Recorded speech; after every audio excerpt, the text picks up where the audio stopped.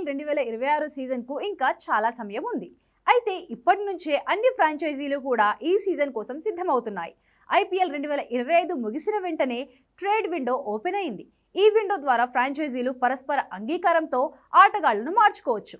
ఈ క్రమంలో Rajasthan Royals captain Sanju Samson పై Chennai super Kings ఆసక్తిగా ఉందని, త్వరలోనే అతడిని ట్రేడ్ విండో ద్వారా దక్కించుకోనున్నట్లు వార్తలు వచ్చాయి. ధోని కెరీర్ ముగింపు దశకు చేరుకుండడంతో ఓ నమ్మకమైన వికెట్ కీపర్, బ్యాటర్ కోసం సిఎస్కే వెతుకుతోందని, ఈ క్రమంలోనే ఆ జట్టు శాంసన్ పై కన్నేసిందని సమాచారం.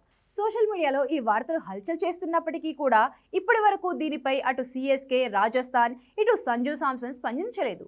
ఇదిలా ఉంటే రాజస్థాన్ రాయల్స్ కీలక నిర్ణయం తీసుకున్నట్లుగా ఆంగ్ల మీడియాలో ప్రస్తుతం ఓ వార్త వైరల్ అవుతోంది. సంజు శాంసన్నే కాదు, ఇంకా ఏ ఆటగాడిని కూడా ట్రేడ్ విండో ద్వారా మార్పిడి చేయకూడదంటూ ఆర్ఆర్ నిర్ణయం తీసుకుందనేది సదరు వార్త సారాంశం. శాంసన్ లేదా ఇతర ఏ క్రికెటర్నైనా ట్రేడ్ చేయాలని అనుకోవడం లేదని, జట్టులో శాంసన్ ఇప్పటికే సెటిల్ అయిపోయాడని ఆ ఫ్రాంచైజీ వర్గాలు చెబుతున్నాయి. ఎలాంటి వివాదం లేని నాయకుడని, అతడిని వదులుకోవాల్సిన అవసరం లేదని రాజస్థాన్ వర్గాలు వెల్లడించినట్లు పలు నివేదికలు పేర్కొంటున్నాయి.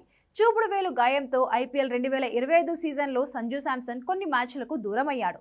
9 మ్యాచ్లు ఆడి 140.39 స్ట్రైక్ రేట్తో 285 పరుగులు చేశాడు. శాంసన్ గైర్హాజరీలో రియాన్ పరాగ్ ఆర్ఆర్కు నాయకత్వం వహించాడు.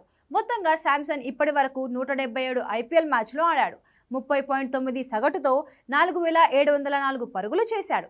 ఇందులో 3 సెంచరీలు, 26 అర్ధశతకాలు ఉన్నాయి.